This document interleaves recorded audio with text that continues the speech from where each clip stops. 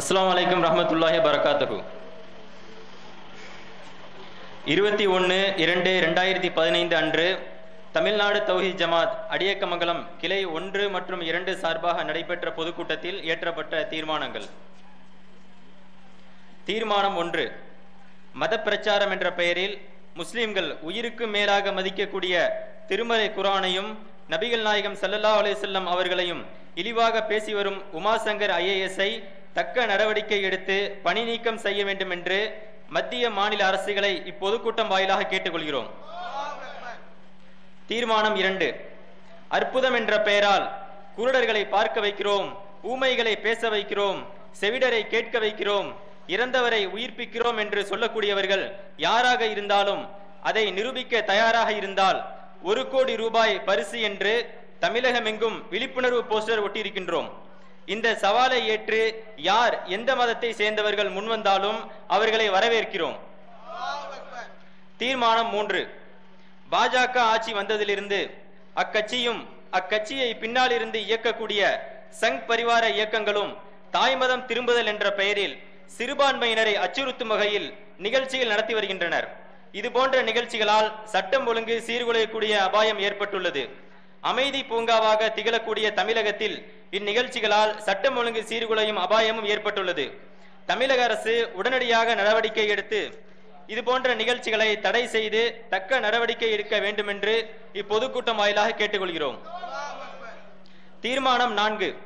தாய்மதம் திரும்புதல் என்ற நிகழ்ச்சி நடத்தும் இந்து அமைப்புகள் மற்றவர்களை தாய் மதமான இந்து மதத்திற்கு திரும்ப வேண்டும் என்று கோரிக்கை வைக்கக்கூடிய இந்து அமைப்புகள் தங்கள் மதத்தில் இருக்கக்கூடிய வர்ணாசிரம் கொள்கை உட்பட அனைத்து விஷயங்கள் குறித்தும் நாங்கள் கேட்கும் கேள்விகளுக்கு ஒரே மேடையில் பதிலளிக்க தயாரா?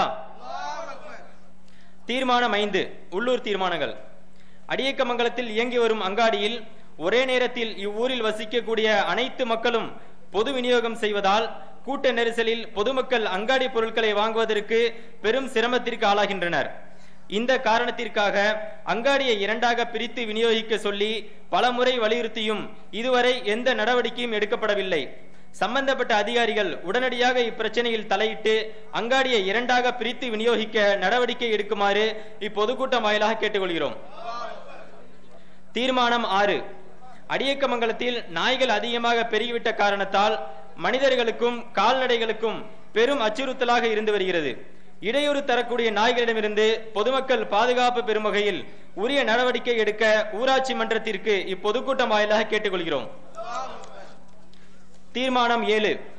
அடியக்கமங்கலத்தில் தெருக்களில் தேங்கும் குப்பைகளை பொதுமக்கள் வசிக்கக்கூடிய தெருக்களிலேயே வைத்து கொளுத்தி விடுவதால் குப்பைகளில் கலந்திருக்கக்கூடிய பிளாஸ்டிக் போன்ற மனிதர்களுக்கு தீங்கிழைக்கக்கூடிய பொருட்களை கொளுத்தி விடுவதாலும் காற்று மாசுபடுவதுடன் குழந்தைகள் முதியவர்கள் போன்றவர்களுக்கு சுவாசம் சம்பந்தமான பிரச்சனைகள் ஏற்படும் அபாயம் இருப்பதால் இத்தகைய தீங்கில் ஏற்படாத வகையில் தெருக்களை விட்டு குப்பைகளை முழுவதுமாக அகற்ற வழிவகை செய்யுமாறு ஊராட்சி மன்றத்திற்கு பொதுக்கூட்டம் வாயிலாக கேட்டுக்கொள்கிறோம்.